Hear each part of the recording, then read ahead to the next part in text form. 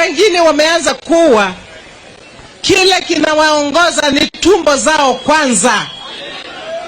Wakiangalia upande huu wanaona pesa zimejaa huko kwa UDA, ndio wanakimbia huko. Leo mmoja wetu hapa amekimbia huko kwa UDA, ati sijui amepewa pesa ngapi, anakimbia huko. Na wanaanza kusema wewe Mutua ndio mtu ambaye unaweza kusaidia ati Wakamba. Atawasaidia Wakamba namna gani? Mtu amekuja jana kwa uongozi. Mtu akipeleka tumbo yake apeleke na aache sisi jamii nyuma. Hatuwezi tukaenda huko kwa sababu ya tumbo.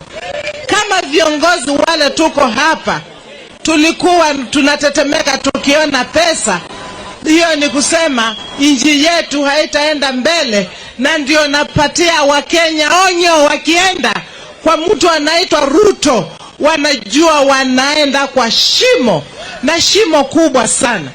Yule mtu unasikia anaenda anaona Ruto anakimbia huko, huo ni mtu anaenda kwa shimo. Na tukiwa tunataka kupeleka nchi yetu mbele, uongozi uko hapa kwa baba